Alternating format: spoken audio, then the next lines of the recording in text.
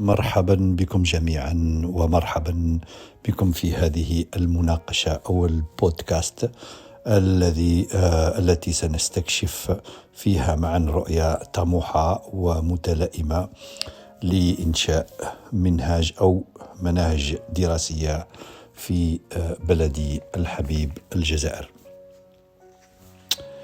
الجزائر الغنية بتاريخها وتنوعها الثقافي وتطلعاتها الحديثة تستحق نظاما تعليميا يلبي طموحاتها، ومع ذلك يواجه التعليم اليوم تحديات مهمة كالتكييف مع التطورات في العالم الرقمي وإدراك الهويات اللغوية المتعددة، وقبل كل شيء إعداد الأجيال القادمة لمواجهة تحديات الغد.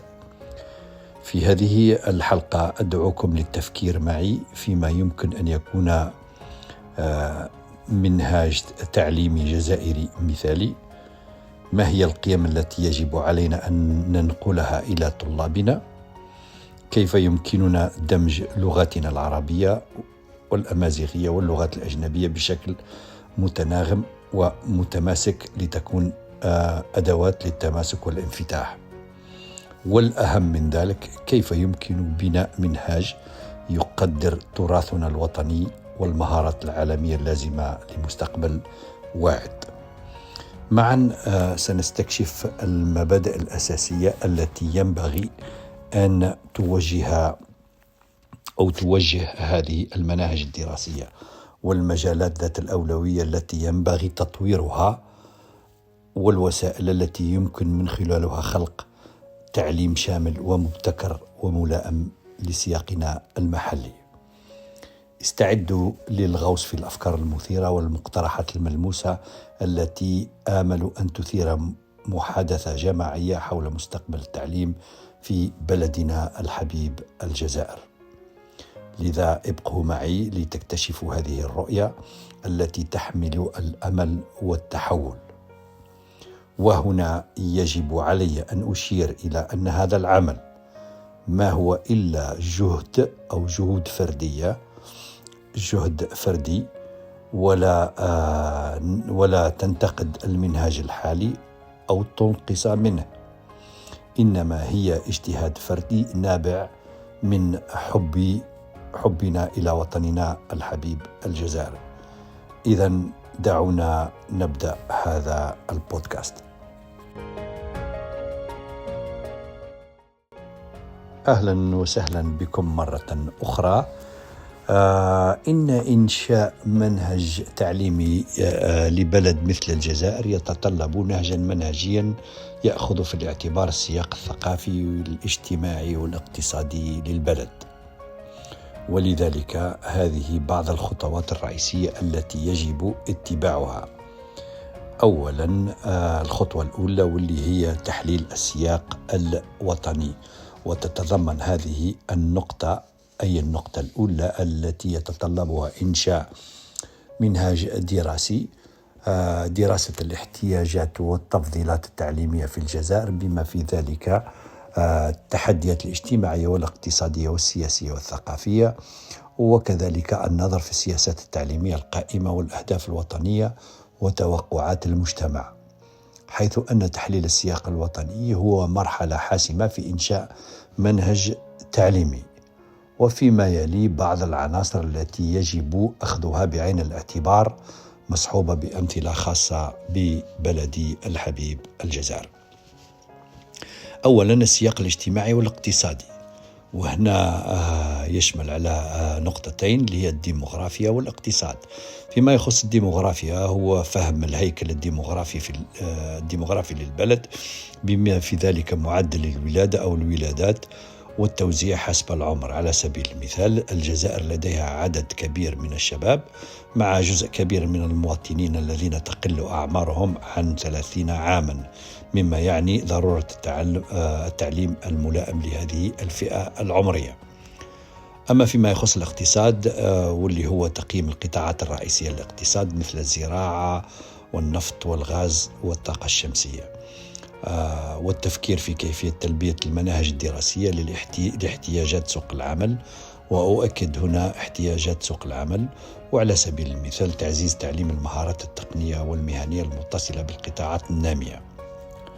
ثانيا السياق الثقافي والتاريخي، واللي يشتمل على نقطتين، واللي هي اللغة والتنوع الثقافي، والنقطة الثانية الهوية الوطنية. فيما يخص اللغة والتنوع الثقافي، الجزائر دولة متعددة اللغات، مع اللغة العربية واللغة الأمازيغية كلغات رسمية، بالإضافة إلى استخدام اللغات الأجنبية على نطاق واسع.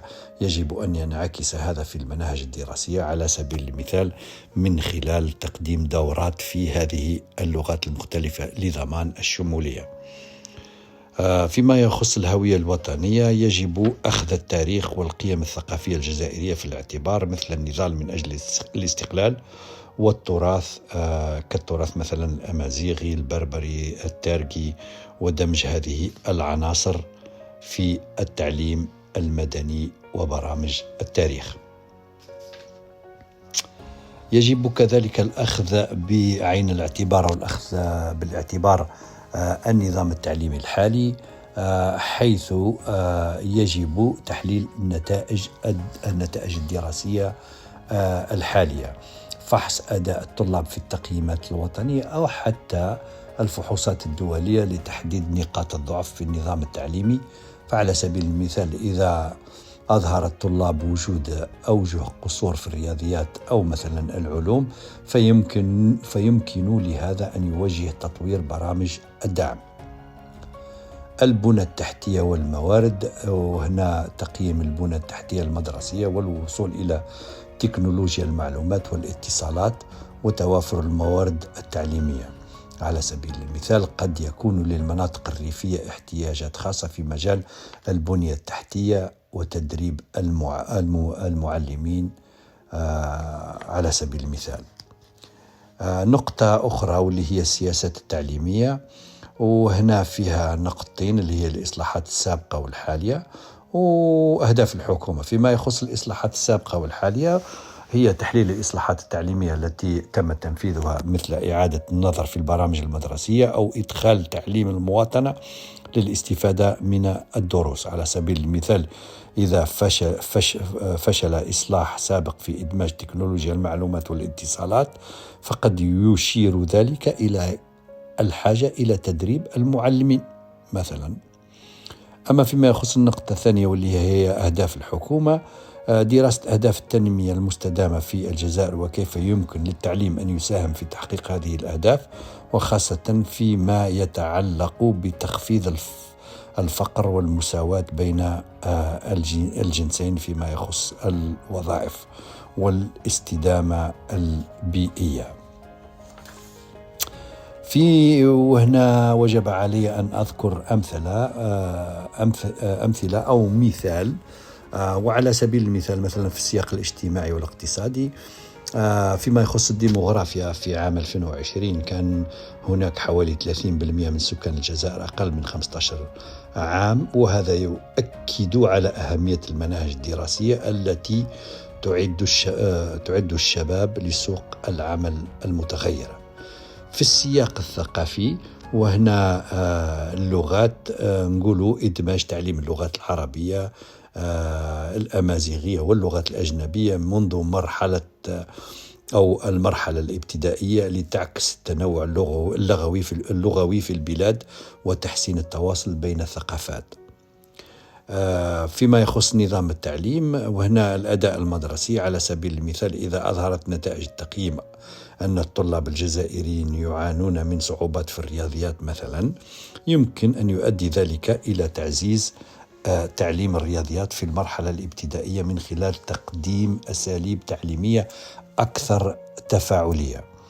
أما فيما يخص السياسة التعليمية، وهنا نذكر على سبيل المثال الأهداف الحكومية من خلال موائمة المناهج الدراسية مع أولويات الحكومة، مثل تطوير المهارات الرقمية. من الممكن إعداد الطلاب لمستقبل تكون فيه المهارات التكنولوجية ضرورية، وعلى سبيل المثال مثلا إدماج الرقمنة. نتكلم كثير عن الرقمنة لكن لا نجد لها أثر في المنهاج الحالي.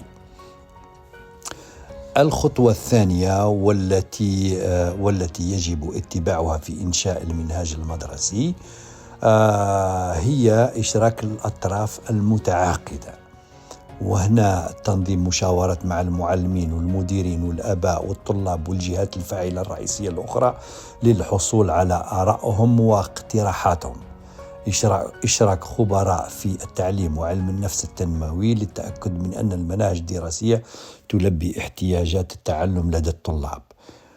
وهنا وجب علي أن أقول إن إشراك أصحاب المصلحة في العملية التعليمية أمر بالغ الأهمية لضمان ملائمة المناهج الدراسية وفعاليتها وتكييفها مع احتياجات المجتمع المدرسي، حيث تتضمن الأطراف المعنية المعلمين والآباء، الأمهات، الطلاب، الإداريين، بالإضافة إلى أعضاء المجتمع والخبراء في مجال التعليم.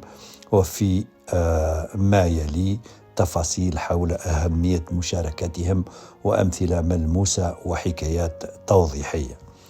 أولا، إشراك أو أهمية إشراك الأطراف المعنية، وهنا يكون تعزيز التعاون حيث نشجع مشاركة الأطراف المعنية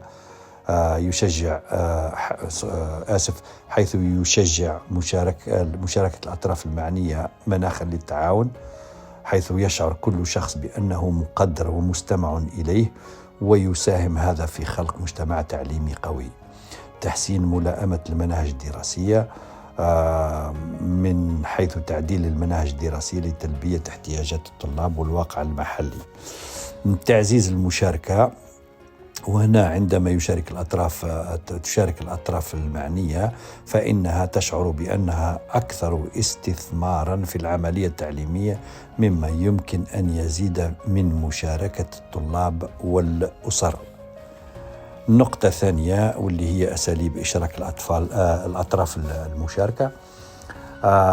أولاً اجتماعات منتظمة، حيث نقوم بتنظيم اجتماعات مع المعلمين والآباء والأطراف المعنية الأخرى لمناقشة التقدم والتحديات والأهداف التعليمية. وكمثال يمكن للمدرسة أن تنظم اجتماعات ربع سنوية لإلقاء نظرة على النتائج الدراسية والبحث عن أفكار لتحسين المناهج الدراسية. ثانيا، مجموعات المناقشة، حيث يتم إنشاء مجموعات مناقشة تشمل المعلمين والطلاب والآباء لتجميع التعليقات على المناهج الدراسية وأساليب التعليم. وكمثال يمكن تشكيل مجموعة من الآباء لمناقشة قضايا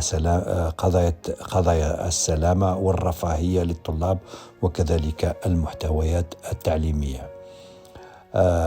ثالثا، الاستقصاءات والاستبيانات، حيث يتم استخدام الاستطلاعات لجمع المعلومات عن احتياجات وتوقعات الأطراف المعنية. وكمثال يمكن لمدرسة لمدرسة ما أن توزع استبيان إلى الآباء لتقديم رضاهم عن الأنشطة التعليمية المقترحة واعتقادهم بجودة التعليم الحالي. رابعا، إنشاء لجان المناهج الدراسية، وهنا يجب أن نقوم بإنشاء لجان تتألف من أعضاء مختلفين من المجتمع التعليمي لفحص المناهج الدراسية ومراجعتها. مثال على ذلك لجنة المناهج الدراسية يمكن أن تتضمن معلمين من مختلف المواد والآباء والأمهات والطلاب وأعضاء المجتمع لتطوير مقترحات التعديلات. وهنا يجب علي أن أذكر كأمثلة في إحدى المدارس ينظم المعلمين سلسلة من اجتماعات مع الآباء لمناقشة نتائج الطلاب. خلال الاجتماع يقترح أحد الوالدين إدخال برامج ما بعد المدرسة لمساعدة الطلاب ذوي الصعوبات، ثم يتم تنفيذ هذه الفكرة وتؤدي إلى تحسين ملحوظ في أداء الطلاب المعنيين، حيث يشعر الوالدين اللي جاوا بالفكرة بأنهم تم استماعهم وتقديرهم في هذه العملية.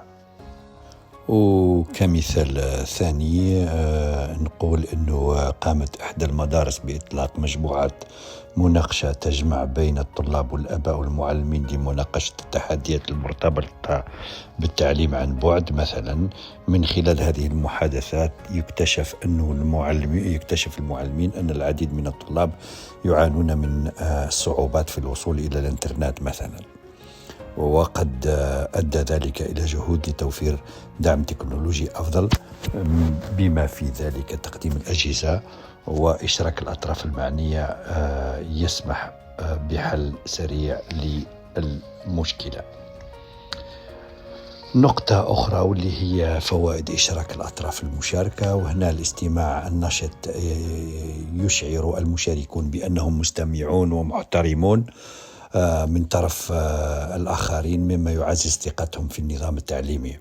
التحسين المستمر، وهنا يسمح التورط بتحديد المشاكل وإجراء التحسينات في الوقت الفعلي، مما يعزز التعلم الجيد. المسؤولية الجماعية، حيث يخلق التعاون شعورا بالمسؤولية المشتركة عن نجاح الطلاب ونوعية التعليم. وفي الأخير إن إشراك الأطراف المعنية في العملية التعليمية أمر أساسي لضمان وجود منهاج ذي صلة وفعال من خلال تنظيم الاجتماعات وإنشاء مجموعات مناقشة وإنشاء لجان المناهج الدراسية. يمكن للمدارس جمع معلومات قيمة وتعزيز مناخ التعاون توضح الأمثلة كيف أن إشراك أصحاب المصلحة يمكن أن يؤدي إلى تغييرات إيجابية وذات مغزى، مما يعزز إشراك الطلاب ونوعية التعليم. نصل إلى الخطوة الثالثة لإنشاء منهاج متكامل، واللي تتمثل في تحديد أهداف التعلم. وهنا نقول أنه وضع أهداف واضحة وقابلة للقياس تعكس المهارات والمعرفة التي يجب على الطلاب اكتسابها في كل مستوى دراسي. ثانيا، ضمان توافق الأهداف مع القيم الثقافية والاحتياجات الاقتصادية للبلد. تحديد هذه الأهداف أو أهداف التعلم الواضحة والقابلة للقياس أمر أساسي لتوجيه المناهج التعليمية، حيث أن هذه الأهداف يجب أن تتناسب مع احتياجات الطلاب والسياق الوطني في نفس الوقت.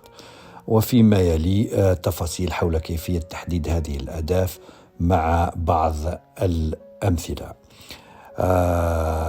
أولا، أنواع أهداف التعلم، وهنا يمكن تصنيف أهداف التعلم إلى فئات مختلفة. أولا، الأهداف المعرفية، واللي تتعلق بفهم وتطبيق المعرفة، حيث يجب أن يكون الطلاب قادرين على شرح المبادئ الأساسية للاقتصاد مثلا أو اقتصاد السوق. ثانيا، الأهداف العاطفية، واللي تتعلق بالمواقف والقيم، وكمثال يجب على الطلاب إظهار مواقف محترمة اتجاه التنوع الثقافي في البلد الحبيب الجزائر. الهدف الثالث واللي هو أهداف نفسية، واللي تتعلق بالمهارات العملية. وكمثال يجب أن يكون الطلاب قادرين على إجراء تجربة علمية بشكل مستقل مع مراعاة بروتوكولات الأمان. النقطة الثانية اللي يجب أن نتطرق لها واللي هي صياغة الأهداف. وهنا أخذت على عاتقي أنه يجب علينا صياغة هذه الأهداف أو صياغة أهداف التعلم وفقا لوحد النموذج اللي يسمى بنموذج سمارت. الأس معناتها سبيسيفيك وبالعربية خاص. الأم ميزورابل واللي هي قابلة للقياس. الأ اللي هي أمبيسيو واللي تتمثل في الطموح. والآر في كلمة سمارت واللي هي رياليست واللي تتمثل بالواقعية. والتمبورير أو لو تون واللي هي تتمثل في الوقت أو المؤقت. وهنا يجب أن أقول أنه في كلمة سمارت اللي هي خاص، والخاص حيث يجب أن يكون الهدف واضحا ومحددا، يعني أنه الهدف تاع المنهاج يكون واضح ومحدد، وكذلك قابل للقياس. يعني يجب أن يكون من الممكن التقييم ما إذا كان الهدف قد تحقق أم لا. أما فيما يخص الطموح، وهنا يجب أن يكون الهدف قابلا للتحقيق ولكن طموحا أيضا. أما بالنسبة للواقعية، وهنا يجب أن يأخذ الهدف في الاعتبار الموارد والوقت المتاح لهذا المنهاج. أما الوقت أو المؤقت، هنا الهدف يجب أن يكون له موعد محدد. وكمثال على الهدف أو أهداف سمارت، لنقول مثلا في الخاص على الطلاب كتابة مقال نقدي وين الطلاب يعطوا آرائهم ويحترمون أنفسهم والآخرين، يعني يتناقشوا فيما بينهم ويحترموا آراء الآخرين ويحترموا آرائهم هما في المناقشة. القابلية للقياس، وهنا سيتم تقييم الاختبار وفقا لشبكة من المعايير اللي تكون محطوطة. أما بالنسبة للطموح، يتعين على الطلاب إدماج الأبحاث الحديثة حول موضوع حديث مثلا. أما في الواقعية، وهنا يتمتع الطلاب بإمكانية الوصول إلى الموارد في المكتبة أو على الإنترنت، يعني الأبحاث تاعهم لازم تكون ذات صلة بالواقع المعاش. وفي الأخير بالنسبة للوقت أو المؤقت، وهنا يجب تقديم الاختبار خلال مثلا 3 أسابيع. وكأمثلة على أهداف التعلم الخاصة بالجزائر، مثلا في اللغة والأدب يتعين على طلاب السنة الرابعة قراءة وتحليل قصيدة جزائرية مع تحديد المواضيع الرئيسية والأشكال الأسلوبية بحلول نهاية الفصل الدراسي مثلا. أما كمثال في العلوم، يتعين على طلاب الصف الخامس أن يقوموا بتجربة حول دورة المياه، وأن يقدموا نتائجهم في شكل تقرير مكتوب يستخدم الرسوم البيانية والرسوم التوضيحية بحلول نهاية الشهر مثلا. وفي التعليم المدني، يتعين على الطلاب مثلا المشاركة في مشروع خدمة مجتمعية وتقديم تحديات عملهم وتأثيره على المجتمع في نهاية العام الدراسي. وكأمثلة توضيحية، نقدر نقول مثلا أنه خلال مشروع مدرسي عن البيئة، حددت المعلمة هدفا لتعلم طلابها لتحديد وصف 3 مشاكل بيئية محلية، ثم نظم الطلاب رحلة ميدانية لمراقبة المشاكل والتي لم تثري فهمهم للمشاكل البيئية فحسب، بل عززت أيضا شعورهم بالانتماء إلى مجتمعهم.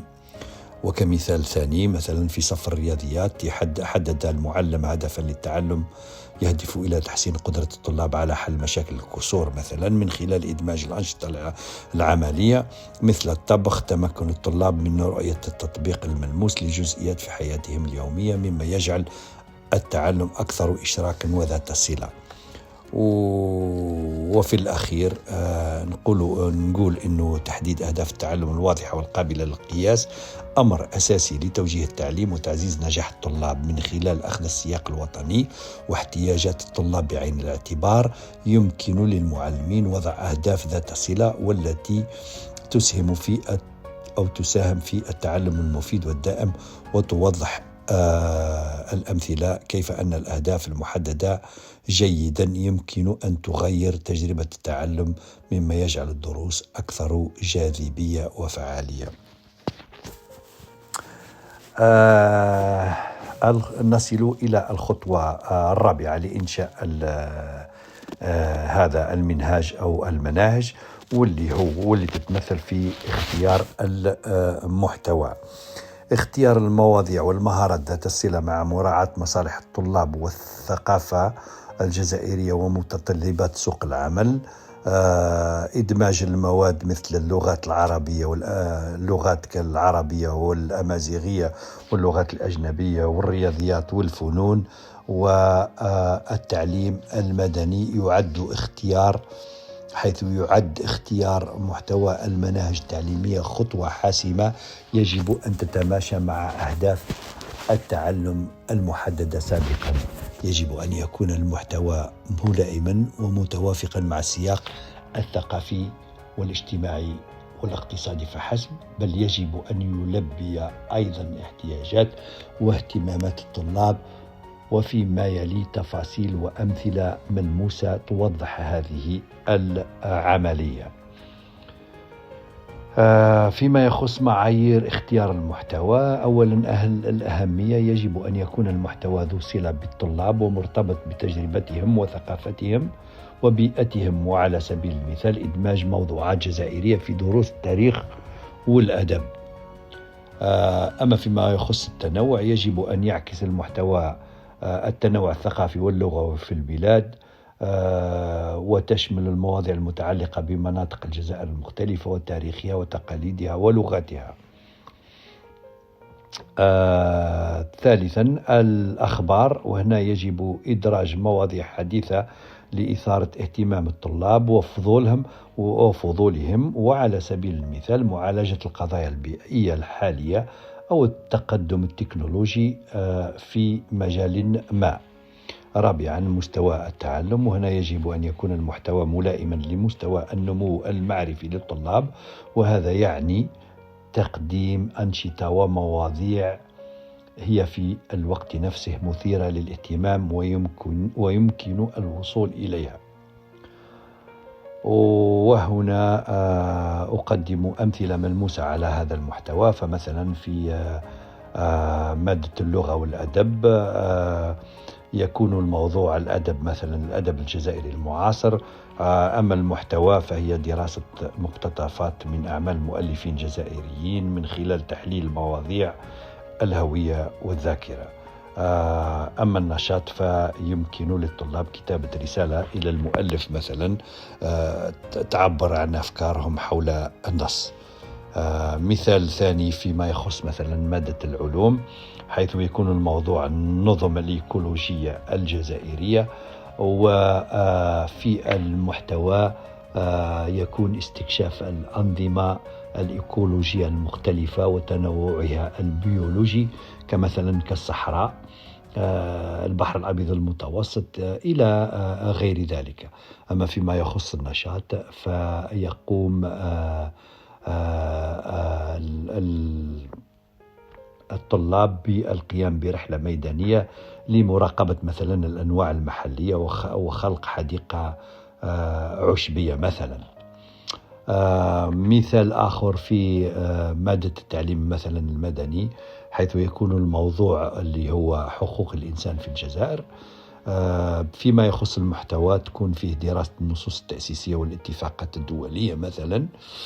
أما فيما يخص النشاط يقوم الطلاب بتنظيم نقاش في الفصل حول أهمية حقوق الإنسان في المجتمع الجزائري. أسرد مثال آخر في مادة الرياضيات مثلا في موضوع إدارة الميزانية الشخصية، حيث يكون المحتوى هو تعلم كيفية وضع ميزانية وفهم كيفية الادخار والإنفاق. أما في النشاط يمكن للطلاب إنشاء ميزانية وهمية خاصة بهم لمشروع دراسي. بالنسبة للتجارب التوضيحية أو الأمثلة التوضيحية،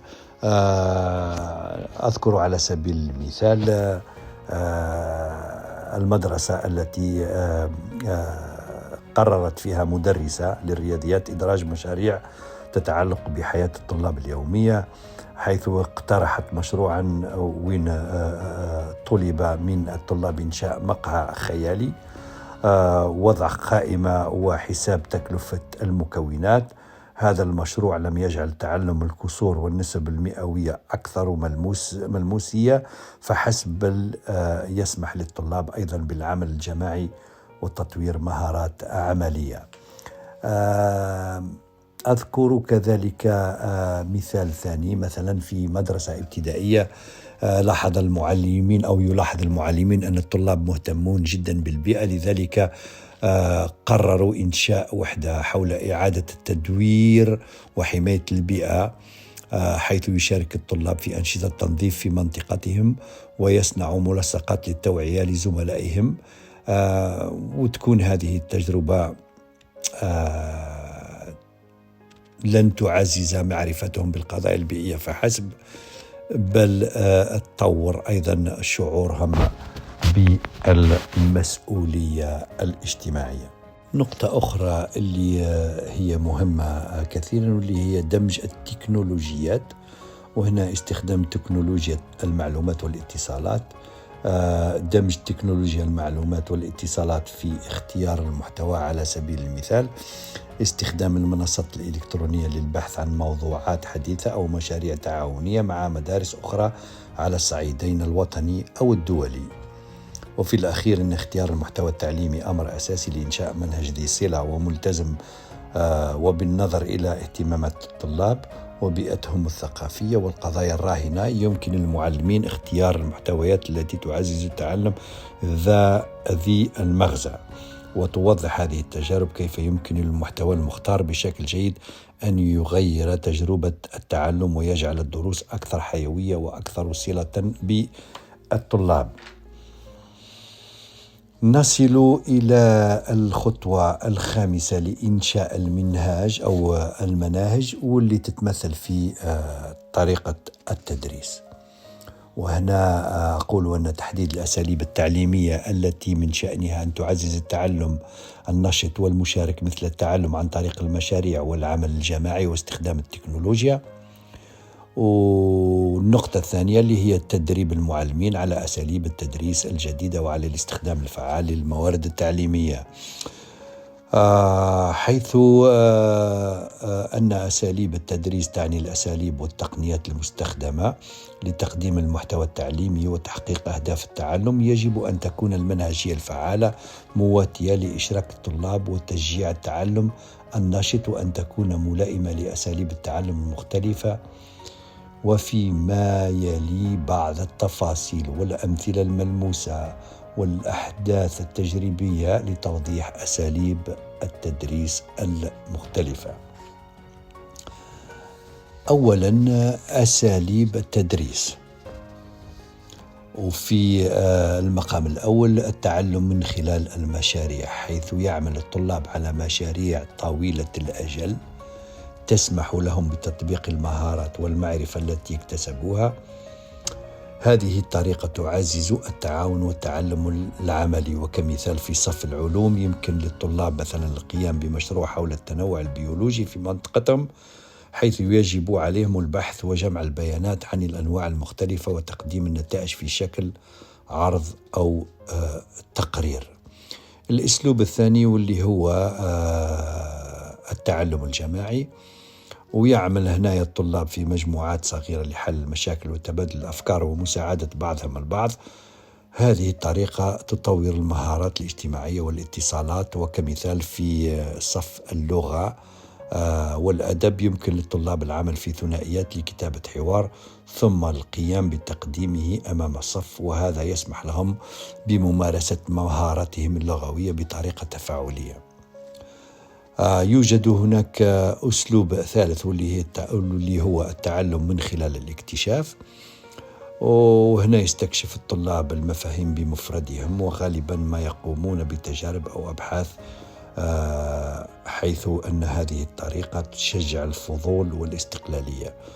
وكمثال مثلا في درس الرياضيات يمكن أن يكتشف الطلاب خصائص الأشكال الهندسية من خلال التعامل مع الأشياء وطرح الأسئلة، ويمكنهم بعد ذلك أن يخبروا زملائهم في المدرسة عن اكتشافاتهم في هذا المجال. نقطة أخرى واللي هي أساسية، واللي هي التعليم المختلف، واللي نرمز ليه بالفرنسية l'enseignement différencié. وهذا يتضمن هذا النهج تكييف التعليم مع احتياجات الطلاب واهتماماتهم ومستويات مهاراتهم، وهذا يسمح بالاهتمام بتنويع المتعلمين. وكمثال في صف اللغة والأدب قد يقدم المعلم مستويات مختلفة من القراءة والمهام للطلاب، مما يتيح للطلاب الأسرع تقدما العمل على نصوص أكثر تعقيدا، بينما يحصل الآخرون على دعم إضافي. نقطة أخرى واللي تتمثل في دمج تكنولوجيا المعلومات والاتصالات، حيث يسمح للطلاب باستخدام تكنولوجيا المعلومات والاتصالات في التعليم بتنويع الأساليب وإثراء تجربة التعلم. وكمثال يمكن للمعلمين استخدام منصات التعلم الإلكتروني لتقديم دروس واختبارات تفاعلية، مما يسمح للطلاب بالتعلم بوتيرة خاصة بهم والحصول على ردود فعل فورية. وهنا وجب علينا أن نطرح التجارب التوضيحية كأمثلة. مثلا في فصل من الصف السادس قامت معلمة بتنفيذ مشروع لتعلم الطاقة المتجددة مثلا، حيث يتم تقسيم الطلاب إلى مجموعات ويطلب منهم تصميم مدينة مستدامة. كل مجموعة تعرض على الصف مشروعها وتشرح الخيارات التي اتخذتها، حيث يثير هذا المشروع اهتمام كبير بين الطلاب ويسمح لهم بتطوير مهارات البحث والعرض والعمل الجماعي.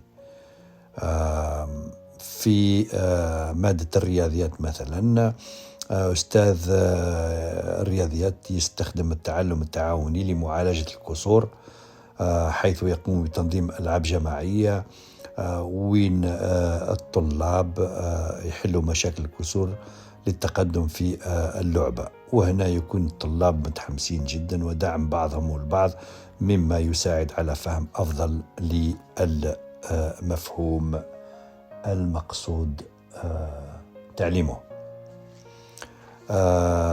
التقييم، وأخيرا التقييم التدريبي، واللي هو التقييم التكويني، هو طريقة للتقييم المستمر تسمح بمراقبة تقدم الطلاب وتعديل التعليم تبعا لذلك. وكمثال يمكن المعلم يستخدم اختبارات سريعة في نهاية كل درس لتقييم فهم الطلاب وتكييف دروسهم القادمة بناء على النتائج المحصل عليها. في الختام، طريقة التدريس تلعب دور حاسما في فعالية التعلم من خلال اتباع طرق مختلفة، مثل التعلم عن طريق المشاريع والتعلم التعاوني والتعليم المختلف. يمكن للمعلمين إنشاء بيئة تعليمية مشجعة وشاملة وتوضح الحكايات كيف يمكن لهذه المناهج أن تثري تجربة الطلاب التعليمية، مما يجعلهم أكثر انخراطا وتحفيزا. نصل إلى الخطوة السادسة في إنشاء المنهاج، والمتمثلة في التقييم والمتابعة. بعد ما ننشئ المنهاج يجب تقييمه ومتابعته، حيث يكون تطوير أدوات التقييم لقياس تعلم الطلاب وفعالية المناهج الدراسية، وضع نظام متواصل للمراقبة والتقييم لضبط المناهج الدراسية بناء على النتائج وردود الفعل. والتقييم والمتابعة جزء أساسي من العملية التعليمية، وتساعد على قياس تقدم الطلاب وتعديل أساليب التدريس وضمان تحقيق أهداف التعلم. وفيما يلي تفاصيل عن أشكال التقييم المختلفة، بالإضافة إلى أمثلة واقعية وقصص توضح أهميتها.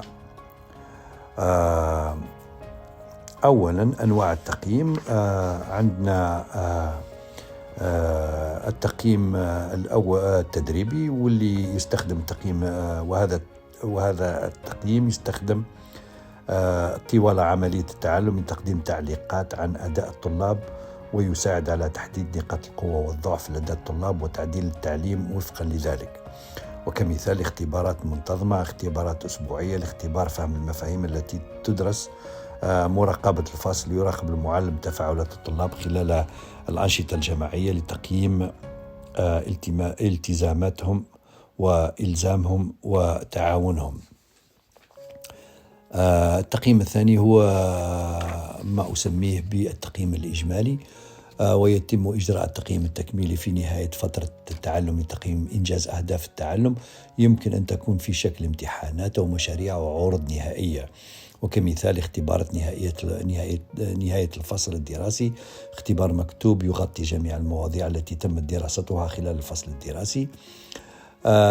وكذلك المشاريع النهائية للسنة حيث يقدم الطلاب مشروع بحثي حول موضوع مرتبط بالمناهج الدراسية.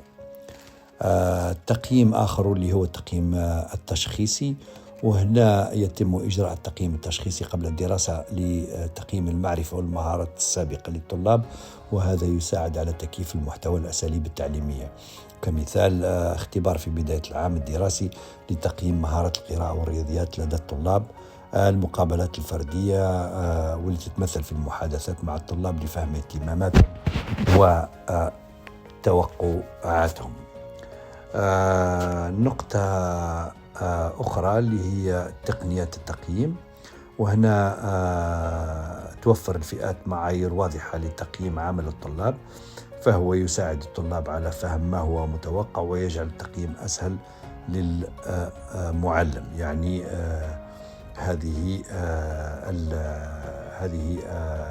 هذا التقييم وجب علينا أن نعطيه عناوين للتقييم. وكمثال بالنسبة لمشروع جماعي يمكن أن يشمل أحد العناوين معايير مثل الإبداع والبحث والتعاون والعرض الشفوي. التقييم الذاتي أو التقييم من قبل الأقران، يعني من الأصحاب الموجودين في الصف، وهنا تشجيع الطلاب على تقييم أعمالهم وأعمال زملائهم، وهذا يعزز التفكير في تعليمهم ويعزز مهاراتهم النقدية. وكمثال بعد تقديم عرض يقوم الطلاب بملء جدول تقييم لإعطاء تعليقات بناءة لزملائهم. وأخيرا متابعة تقدم الطلاب، حيث تكون هناك محفظات التعلم واللي هي ملفات، وهي مجموعات من أعمال الطلاب والتي تظهر تقدمهم مع مرور الوقت، حيث تسمح للطلاب بالتفكير في تعليمهم ورؤية تحسناتهم. وقد يتضمن هذا الملف مقالات ومشاريع وأعمال فنية وأفكار شخصية. المؤتمرات الفردية واللي تتمثل في عقد اجتماعات فردية مع الطلاب لمناقشة تقدمهم وتحدياتهم وأهدافهم، وهذا يعزز التواصل بين المعلم والطلاب. كمثال على ذلك في نهاية كل فصل يلتقي المعلم مع كل طالب لمراجعة محفظته ووضع أهداف للتعلم للفترة التالية.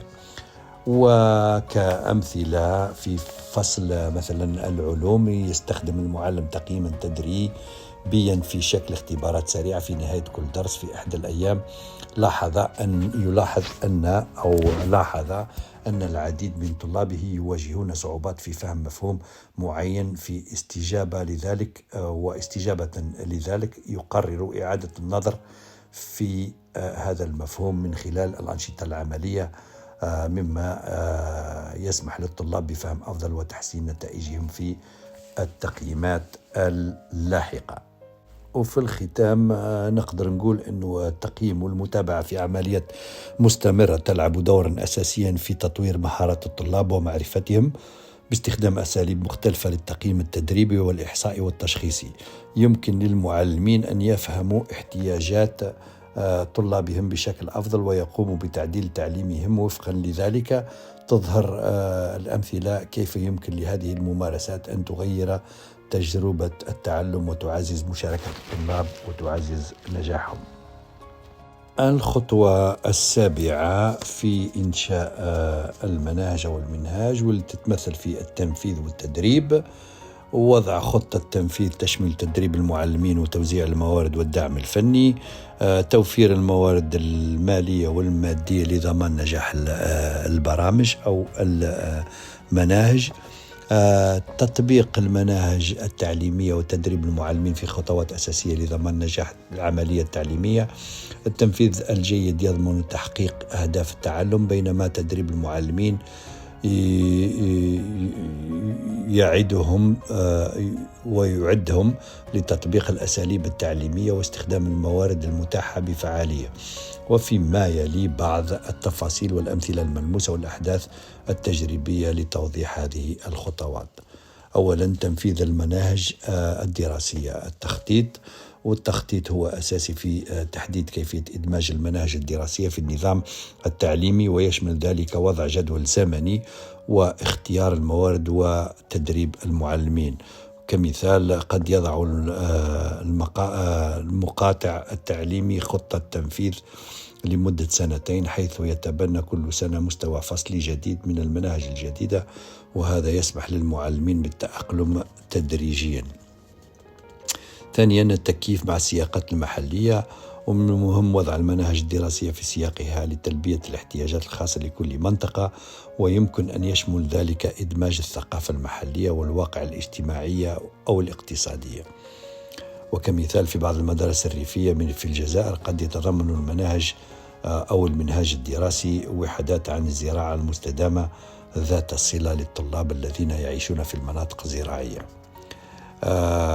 ثالثا، رصد وتقييم التنفيذ، وضع آليات لمراقبة التنفيذ وتقييم فعاليته، ويمكن أن يشمل ذلك الملاحظات في الفصول الدراسية وردود الفعل من المعلمين والطلاب. وكمثال، يمكن تعيين فرق من المقيمين لزيارة الفصول الدراسية وجمع البيانات عن استخدام المناهج الدراسية الجديدة من خلال إجراء استطلاعات استقصائية مع المعلمين والطلاب. نقطة أخرى واللي هي تتمثل في تدريب المعلمين، حيث يجب تنظيم ورش عمل لتدريب المعلمين على المناهج الجديدة ومنهجية التدريس الجديدة. يجب أن تكون هذه التدريبات عملية وتفاعلية. التوجيه والإرشاد، وهنا وضع نظام للتوجيه حيث يدعم المعلمين ذو الخبرة المعلمين المبتدئين في تنفيذ المناهج الدراسية. ثالثا، التدريب المستمر، وهنا توفير التدريب المستمر للمعلمين حتى يتمكنوا من مواكبة التوجيهات التعليمية الجديدة وتحديثات المناهج الدراسية. وكمثال، تنظيم ندوات عبر الإنترنت حول مواضيع تعليمية حديثة مثل دمج التكنولوجيا في التعليم. نقطة أخرى واللي هي مهمة واللي هي التجارب التوضيحية، حيث أن كمثال في مدرسة ابتدائية تم تدريب مجموعة من المعلمين على التعلم عن طريق المشروع. أثناء التنفيذ قرر أحد المعلمين إنشاء مشروع حول النظام البيئي المحلي. عمل الطلاب في مجموعات لبناء نماذج من بيئاتهم. هذا المشروع لم يثر اهتمام الطلاب فحسب، بل يعزز التعاون بين المعلمين في مختلف المواد والذين يقوموا بدمج دروس العلوم والفنون والرياضيات. الخطوة الثامنة والأخيرة واللي تتمثل في المراجعة والتعديل، حيث يكون يقام بإنشاء عملية لمراجعة المناهج الدراسية بشكل منتظم لتكييفها مع التغييرات في المجتمع والاقتصاد والتقدم التعليمي. إن مراجعة وتعديل المناهج التعليمية أمر أساسي لضمان بقاء البرنامج ذو صلة وفعال ومتوافق مع الاحتياجات المتغيرة للطلاب والبيئات التعليمية. يجب أن تكون هذه العملية مستمرة وتتضمن جمع البيانات وتبادل التجربة والتعاون بين المعلمين والإداريين والجهات المعنية وفيما يلي تفاصيل حول هذه العملية وأمثلة واقعية توضح أهميتها. عملية المراجعة واللي هي جمع البيانات، حيث الخطوة الأولى في جمع البيانات حول فعالية المناهج، ويمكن أن يشمل ذلك نتائج الامتحانات وتقييمات رضا الطلاب وملاحظات الفصول الدراسية وردود فعل المعلمين. تقييم الاحتياجات، حيث يكون تقييم احتياجات الطلاب والمعلمين والمجتمع لتحديد التعديلات اللازمة. قد يتضمن ذلك إجراء استطلاعات ومجموعات بحثية. استشارة أصحاب المصلحة، وهنا إشراك المعلمين والمديرين والآباء والخبراء التعليميين في عملية المراجعة.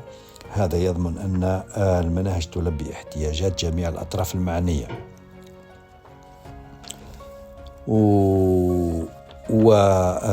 ونقطة أخرى واللي تتمثل في تكييف المناهج الدراسية، حيث النقطة الأولى تكون فيها تحديد المحتوى والموارد التعليمية لتعكس التطورات في المعرفة والتكنولوجيا والواقع الاجتماعي والثقافي، وكمثال إدماج مواضيع معاصرة مثل تغيير المناخ والاستدامة في منهج العلوم والعلوم الاجتماعية. تغيير في أساليب التعليم، وهنا تكييف أساليب التدريس مع احتياجات الطلاب ونتائج التقييم.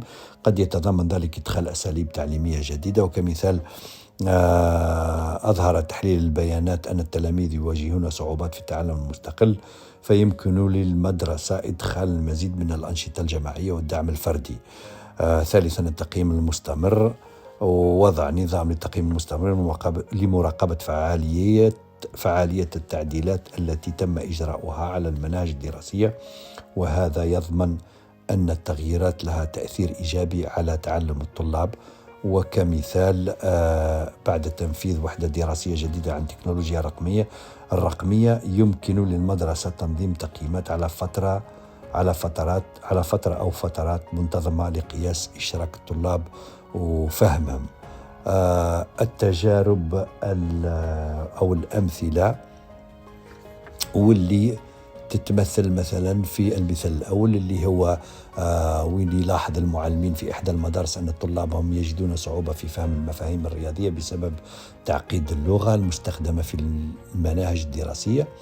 ردا على ذلك يتم تشكيل لجنة لمراجعة المحتوى، حيث تم تبسيط اللغة وتضمين أمثلة أكثر ملموسة وملائمة للسن. بعد التحديث أظهرت نتائج اختبارات الرياضيات تحسنا كبيرا في أداء الطلاب. نقطة أخرى واللي هي أهمية المراجعة والتكيف. إن مراجعة وتعديل المناهج الدراسية أمر ضروري للحفاظ على الصلة، التأكد من أن المناهج الدراسية تبقى متوافقة مع التطورات الاجتماعية والتكنولوجية والتعليمية، تلبية احتياجات الطلاب، حيث يكون تكييف المناهج الدراسية بناء على ردود الفعل من الطلاب والمعلمين لتحسين التعلم، تعزيز المشاركة، وهنا إشراك المعلمين والآباء والطلاب في عملية المراجعة لخلق شعور بالامتلاك والالتزام بالمنهج. وفي الختام، مراجعة تعديل المناهج التعليمية هي عملية ديناميكية تضمن بقاء التعليم ذو صلة وفعالية من خلال جمع البيانات وتقييم الاحتياجات والإشراك جميع أصحاب المصلحة. يمكن للمدارس إجراء تغييرات مستنيرة تحسن من تعلم الطلاب، وتظهر هذه الأمثلة كيف يمكن لهذه العمليات أن تؤدي إلى تغييرات إيجابية وذات مغزى في التجربة التعليمية، مما يعزز إشراك الطلاب ونوعية التعليم.